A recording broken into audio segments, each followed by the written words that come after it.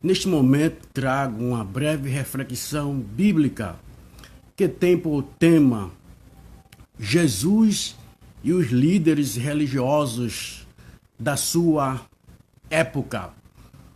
Os maiores opositores dos ensinamentos de nosso Senhor e Salvador Jesus Cristo foram os líderes religiosos da sua época. Por quê?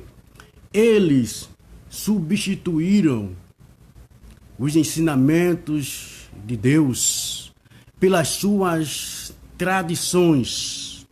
Fazendo assim, eles dificultavam o povo para que eles pudessem entender, compreender e aceitar os ensinamentos de nosso Senhor e Salvador Jesus Cristo. Jesus repreendeu duramente 2000 anos, fases que Jesus teve os líderes religiosos da sua época como os seus opositores. E nós estamos vivendo em pleno século 21. Será que existe também os falsos líderes religiosos? Uma coisa é ser cristão, outra coisa é ser religioso. Gosto sempre de fazer essa diferença. Na época de Jesus já existia, vamos assim dizer, uma religião oficializada que era ensinada através dos escribas e fariseus. Vamos ler o que a Bíblia diz. Evangelho conforme escreveu São Mateus, capítulo 23, né? E todos os versículos, não apenas alguns versículos. O versículo primeiro, a Bíblia tem por epígrafe a corrigida que eu estou usando. Jesus censura os escribas e fariseus. Assim diz o texto. Então falou Jesus à multidão e a seus discípulos, dizendo: na cadeira de Moisés estão assentados os escribas e fariseus. Observai, pois, e praticai tudo o que vos disserem, mas não procedai em conformidade com as suas obras, porque dizes e não praticas. Aqui Jesus está divertindo os seus discípulos. Na cadeira de Moisés estão assentados os escribas e fariseus. Ou seja, eles estavam assentados na cadeira de Moisés. Ou seja, eles conheciam, certo, os mandamentos de Deus. Eles conheciam os ensinamentos dos profetas, porque no Antigo Testamento nós não tínhamos, no Novo Testamento eram os ensinos dos profetas e o livro da lei, dos 10 mandamentos, os primeiros livros pentatêuticos, né? Então eles tinham por obrigação de ensinar o povo de conformidade à lei de Deus e à lei dos profetas. No entanto, eles substituíram os ensinamentos de Deus através dos profetas, de Moisés, pelas tradições dele. Dessa forma, eles dificultavam o povo de aproximar do verdadeiro Deus. Vamos assim dizer, substituíram os ensinamentos de Deus por dogmas, por tradições que nada tinha a ver com os ensinamentos da palavra de Deus. E os versículos diz em diante: mas ai de vós, escribas e fariseus, hipócritas, pois que fechais aos homens o reino do céu, e nem vos entrai, nem deixais entrar aos que estão entrando. Veja, Jesus, como profeta, estava denunciando os falsos líderes religiosos da sua época. Ele nem entrava e dificultava aqueles que estavam entrando no reino de Deus. 2000 anos, mais de 2000 anos faz, nós temos a Bíblia Sagrada, a palavra de Deus, a revelação de Deus escrita para a humanidade. É através dela que o homem tem conhecimento do plano da salvação de Deus. Qual o plano da salvação que foi estabelecido por Deus para que o homem pudesse ser salvo? A Bíblia, nós vemos o textuário da Bíblia Sagrada, Evangelho conforme escreveu São João, capítulo 3, e o versículo 16. Porque Deus amou a humanidade, o mundo inteiro, para que todo aquele que nele crê não pereça, mas tenha a vida eterna. Então Deus amou essa humanidade, que deu seu Filho unigênito, para que todos aqueles que nele crê não pereça, mas tenha a vida eterna, a salvação eterna. Então não existe outro meio, outro método pelo qual o homem possa ser salvo. E os líderes religiosos, eles sabem disso, e cabia a ele a responsabilidade de ensinar o povo, os seus fiéis, a verdadeira palavra de Deus, o verdadeiro método que Deus estabeleceu para salvar a humanidade. Então eles nem entram, ou seja, não aceitam esse plano, esse meio, esse método que Deus estabeleceu para que o homem pudesse ser salvo, e dificulta aqueles que querem entrar. Quando é e como é que eles dificultam aqueles que querem entrar no reino de Deus? Quando eles substituem a palavra de Deus por outros ensinamentos, por dogmas que não têm base bíblica. Então eles estão dificultando esta pessoa de entrar no reino de Deus. Jesus chama ele de guias cegos, condutores cegos. Então nós vemos que a igreja do Senhor Jesus Cristo, ela tem por obrigação de ensinar o verdadeiro evangelho do nosso Senhor Jesus Cristo, o verdadeiro método estabelecido por Deus, por Jesus, pelo qual o homem pode ser salvo. Então, no mundo existem essas duas classes de pessoas, os religiosos e os cristãos. Há uma diferença entre ser religioso, é seguidor de uma religião, seguidor de um líder, e cristãos são aqueles que se identificam com Cristo através dos seus ensinamentos. Todos nós sabemos quem perseguiu Jesus foram os líderes religiosos da sua época. Caifás, o sumo sacerdote, foi quem condenou Jesus quando estava diante de Pilato, sendo acusado. E Jesus ficou calado. E ele se dirigiu para ele e perguntou: eu quero que tu jure pelo Deus vivo se tu és o Cristo. E Jesus disse: tu disseste, em breve verei os céus abertos e o Filho do Homem vindo com poder e grande glória. O sumo sacerdote, o líder religioso da época, rasgou as suas vestes e disse: não precisamos mais de testemunhas, porque ele mesmo disse que era filho de Deus.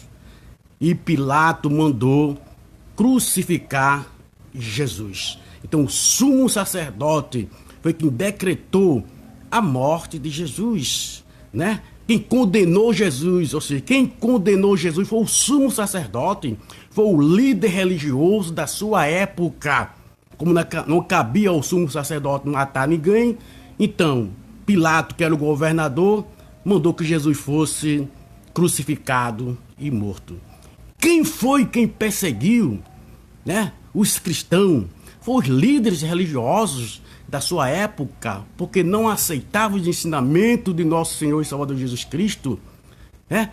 Nós vimos ali o primeiro mártir, foi Estevão, que era um diácono, depois Tiago, e assim todos aqueles que professavam a sua fé em Jesus. Saulo de Tarso era um perseguidor, né, dos cristãos, e ele tinha carta branca dos sacerdotes, dos líderes, para matar, perseguir os cristãos. Mas ele teve aquele encontro com o Senhor Jesus Cristo. Então, a responsabilidade da igreja, eu disse, da igreja de nosso Senhor e Salvador Jesus Cristo. A igreja de nosso Senhor e Salvador Jesus Cristo é um organismo vivo, é um organismo espiritual, é composta de todos aqueles que aceitaram Jesus, que reconheceram Ele como Filho de Deus, como Salvador do mundo, que depositaram a sua fé no sacrifício dele.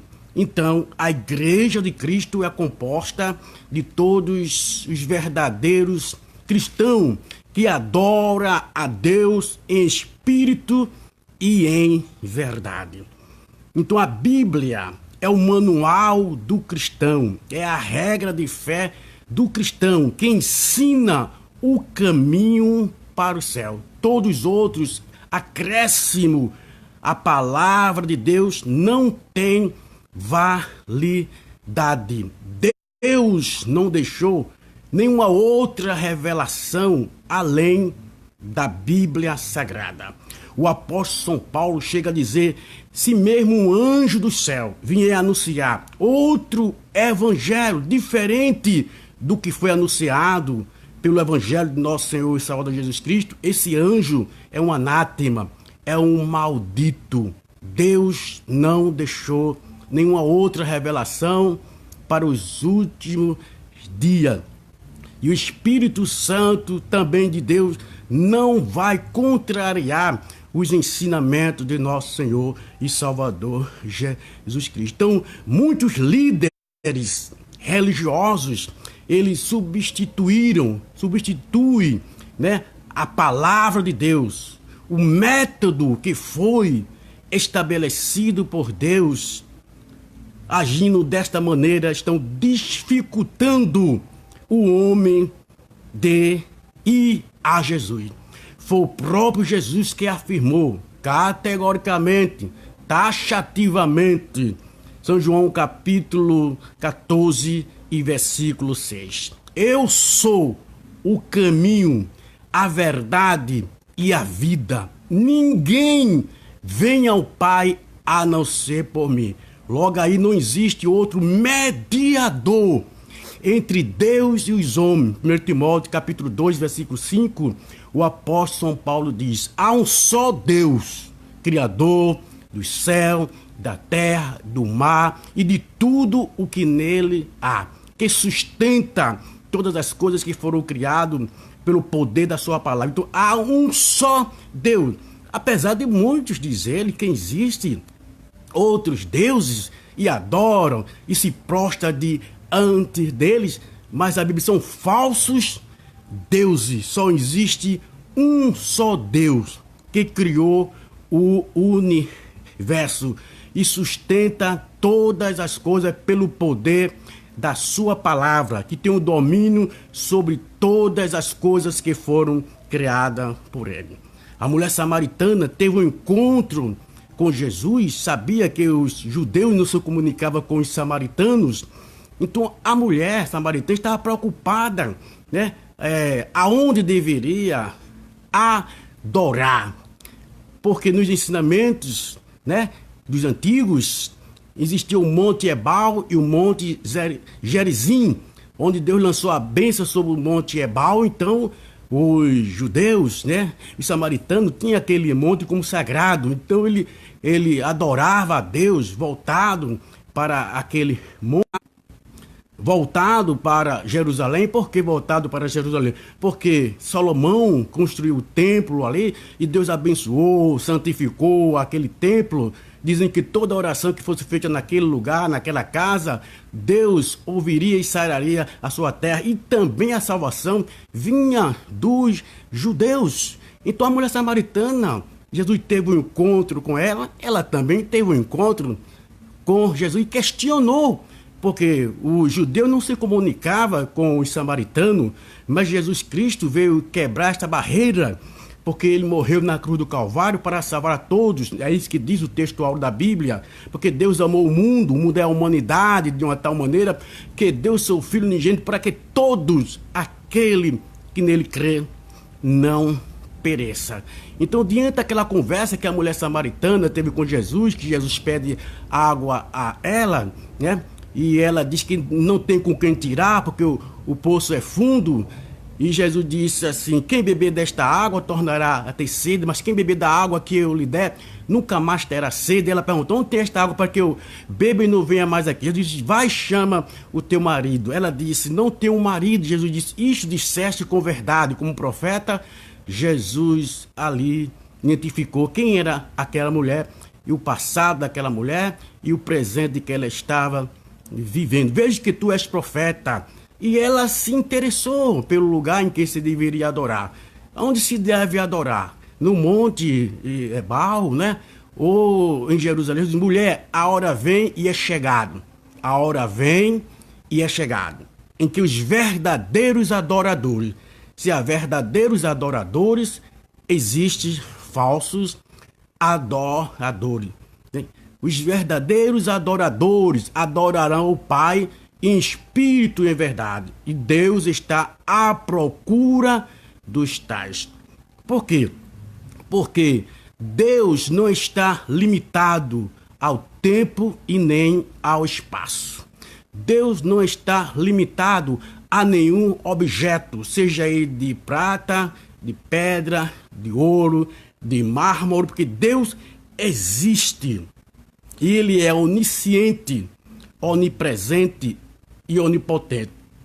Quando o ser humano limita a Deus a um objeto, ele está negando a existência de um Deus vivo, que é onisciente, que é onipresente e que é onipotente. Deus não precisa de nenhum objeto, de um ponto de contato para ser adorado, para ser visto, porque ele existe e está entronizado no céu dos céus. A base do seu trono é justiça e juízo. Então Jesus entregou essa grande responsabilidade à sua igreja de proclamar o evangelho do reino de Deus a toda criatura. Quando ele ressuscitou dentre os mortos, ele disse: és-me dado todo o poder nos céus e na terra, e de fazer discípulos de todas as nações, batizando-os em nome do Pai, do Filho e do Espírito Santo. E eis que eu estarei convosco todos os dias, até a consumação do século. Ide por todo o mundo e pregai o evangelho a toda criatura. O evangelho é as boas novas de salvação, de que Jesus Cristo é o Salvador do mundo. Então aí consiste a pregação da salvação. É através do evangelho de nosso Senhor e Salvador Jesus Cristo. Porque o apóstolo São Paulo diz, Romanos capítulo 10, versículo 17, porque a fé vem pelo ouvir, e ouvir a palavra de Deus, a palavra de Cristo. Então, a igreja está na terra pregando o genuíno evangelho de nosso Senhor e Salvador Jesus Cristo. Apesar de existir o falso, o verdadeiro jamais deixará de ser pregado. E a igreja, com certeza, ela cumprirá o seu papel até a volta do nosso Senhor e Salvador Jesus Cristo. Porque Jesus garantiu, quando assim ele disse que iria inaugurar, né?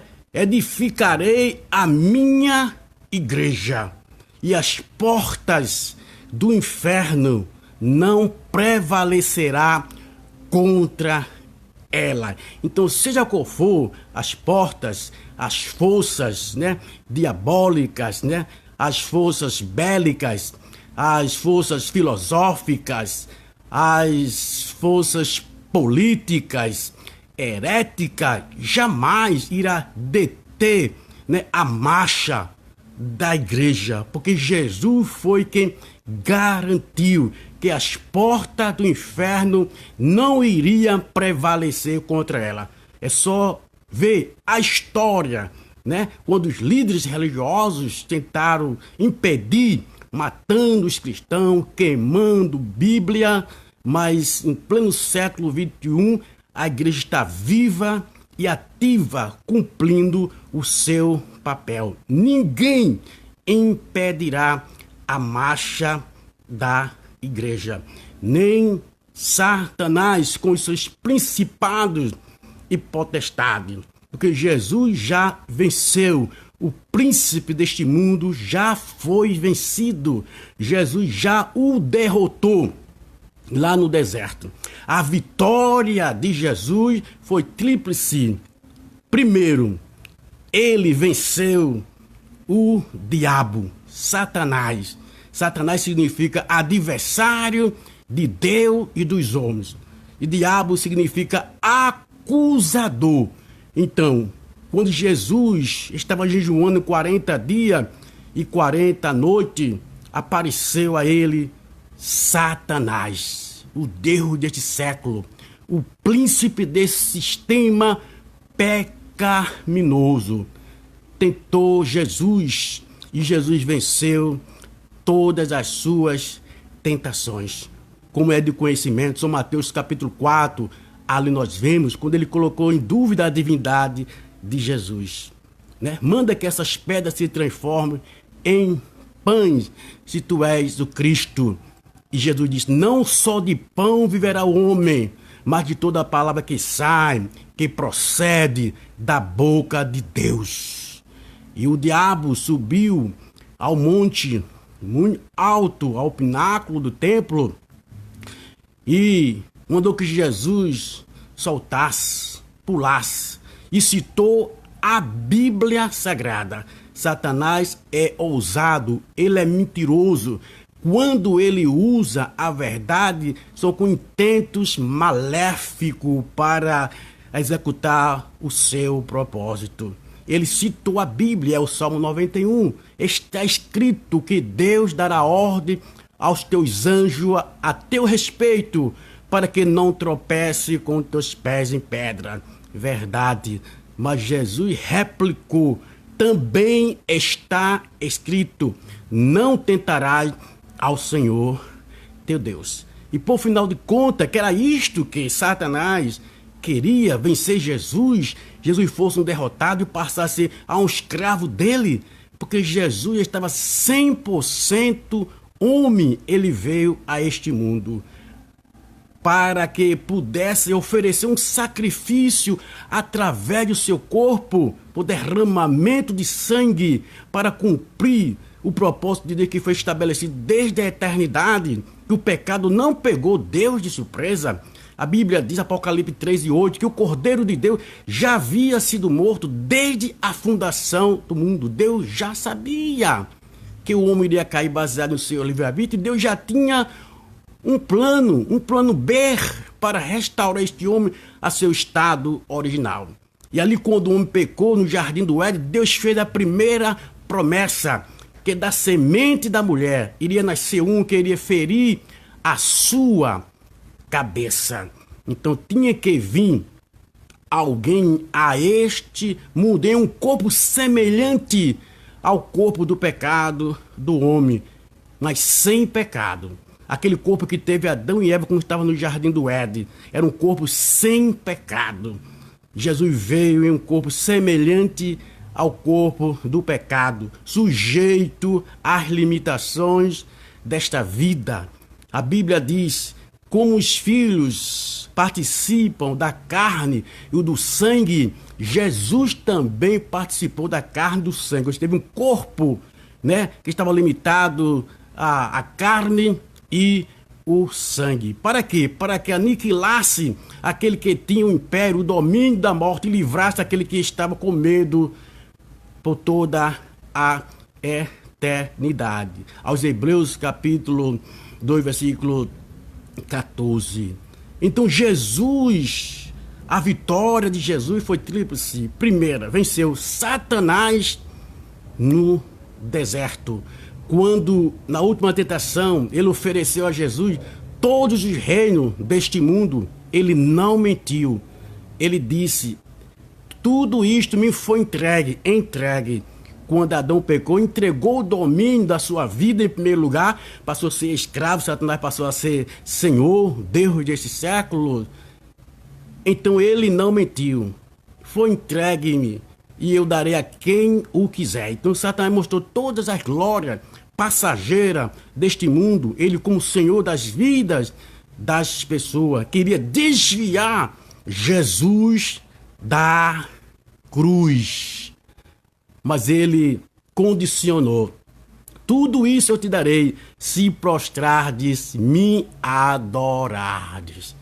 Veja que Satanás está interessado na adoração do homem, porque ele era um querubim ungido, estava como guardião do trono de Deus, e ele sabe o valor da adoração que os querubins, os serafins, os arcanjos adoram a Deus na beleza da sua santidade. E ele perdeu esse espírito de adorador, né? Foi arrancado do coração dele por causa do seu pecado imperdoável. Ele pecou contra a santidade e a soberania de Deus. Não teve perdão para ele, não tem perdão para ele, porque ele já era perfeito em todos os seus caminhos, em todos os seus pensamentos, e estava em um lugar perfeito, e ninguém o induziu ele a pecar. O pecado se originou-se dentro do seu espírito, o orgulho e a soberba de ser semelhante a Deus, a ponto de querer destronar Deus e assumir o controle de todas as coisas. Deus o destronou. Então, a ira de Satanás contra o homem é essa aí, que ele sabe que está perdido e está reservado para ele e para os demônios, o inferno. Jesus disse que o inferno está preparado para o diabo e seus anjos. Mas infelizmente também multidões irão para lá, porque desprezaram o amor, a misericórdia, o perdão de Deus, o meio, o método que foi estabelecido por Deus para livrar este homem da condenação eterna, que foi através de nosso Senhor e Salvador Jesus Cristo. Então, com os seus próprios pés, o homem está decidindo, caminhando para o abismo. Mas Jesus Cristo é o único meio que pode reverter esse quadro, evitar que esse homem vá para o inferno. É através do sacrifício, é através do nosso Senhor e Salvador Jesus Cristo. Não existe outro nome em cima no céu, nem em cima da terra, nem debaixo da terra, pelo qual o homem possa invocar e ser salvo. A Bíblia tem muitos personagens bíblicos, mas nenhum deles nos céus é mediador entre Deus e os homens. Abraão não pode ser mediador entre Deus e os homens. Isaac, Jacó, Enoque, que realmente não provou a morte física. Elias também, que não provou a morte física não pode ser mediador entre Deus e o homem.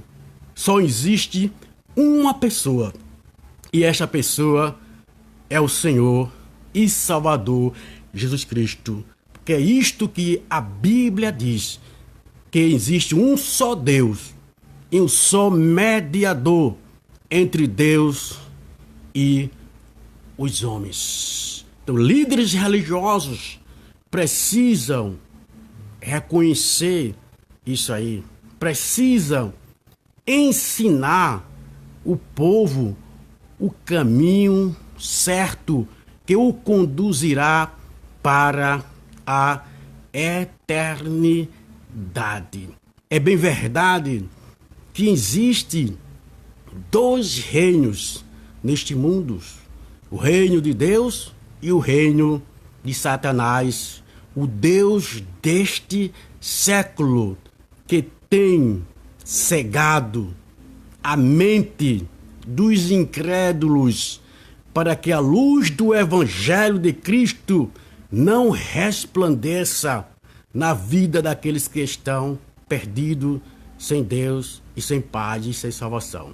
Então, os líderes religiosos, eles sabem desta verdade, mas existe um combate espiritual que Satanás usa muitos líderes religiosos porque eles se encontram na sua cegueira espiritual, né? Para que ele não ensinem a verdade para a humanidade com respeito à salvação. Mas Deus jamais quer que o homem seja ignorante com respeito ao plano da salvação.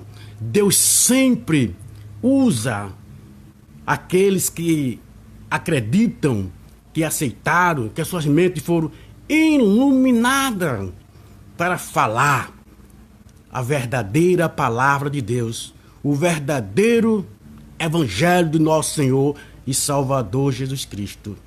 Deus é justo, ilumina, dá oportunidade ao homem e à humanidade. Nós vemos já isto no livro de Gênesis, quando aquela geração estava cada dia se corrompendo, se distanciando do verdadeiro Deus, que a Bíblia diz que toda a imaginação do homem estava corrompida. Cada vez o homem se afastava do verdadeiro Deus com os seus pecados. O que fez Deus? Achou por bem de destruir aquela geração. Mas antes de Deus trazer um juízo para aquela geração, o que fez Deus? Ele levantou um homem chamado Noé, o pregoeiro da justiça. Deus entregou uma mensagem para ele, para que ele advertisse aquela humanidade, aquela geração, que Deus iria trazer um juízo, um dilúvio, bastante água. Eles não acreditaram. Deus mandou que Noé fizesse a arca, mais ou menos 100 a 120 anos. Quando a arca estava construída, Deus mandou que Noé entrasse, ele e sua família. O que aconteceu? O dilúvio veio, mas Deus foi longânimo, paciente, levantou alguém para falar que Deus iria trazer um juízo. Deus também iria destruir a cidade de Nínive. Mas o que fez Deus? Ele levantou um profeta, o profeta Jonas, para que Jonas fosse alertar aquela cidade dentro de 40 dias. Se ela não se arrependesse, Deus iria destruir aquela cidade. E Jonas foi. Ele tentou fugir da vontade de Deus, como vocês conhecem a história, pegou um navio para Tarsis. Mas Deus tinha um propósito para alertar aquela cidade e Jonas foi àquela cidade. Então, o caminho de 3 dias, Jonas pregou: arrependei-vos, porque dentro de 40 dias, Deus destruirá a cidade. O que fez o rei? Reconheceu a mensagem, se humilhou com saco, com cinza, e Deus não executou o seu juízo com respeito àquela cidade. Mais de 120 mil pessoas estavam naquela cidade e ia ser destruída. Mas o rei reconheceu e convocou o povo ao arrependimento. E Deus não destruiu aquela cidade. Então, mais de 2000 anos faz que Deus providenciou um plano de salvação para a humanidade, de que haverá um juízo final, haverá uma grande ressurreição, todos irão comparecer diante do trono branco, e todos aqueles que os seus nomes não foram escritos no livro da vida será lançado no lago de fogo, onde se encontra já o falso profeta, o anticristo, Satanás, os principados e potestades, porque desprezaram o amor de Deus. Deus é amor. 100% Deus é amor, mas 100% também Ele é justiça. Concluo essa breve reflexão dizendo que não existe outro meio, outro método, outra pessoa pelo qual o homem poderá ser salvo, poderá chegar à presença de Deus, poderá ser livre do juízo de Deus que está para vir a este mundo. Como o apóstolo São Paulo diz, profetizou, Deus não leva em conta o tempo da ignorância, mas anuncia a todos, em todos os lugares, que se arrependam, porque Deus tem determinado um dia que há de julgar este mundo por meio de um varão. E disto deu prova quando ressuscitou Jesus dentre os mortos. Eu disse que Jesus venceu 3 batalhas, que a vitória de Cristo foram 3. Eu disse primeiro, ele venceu o diabo no deserto. Jesus venceu o pecado em vida, em todo o seu ministério. Ele não pecou, nem por pensamento, nem ação e palavra. Não houve engano nos seus lábios.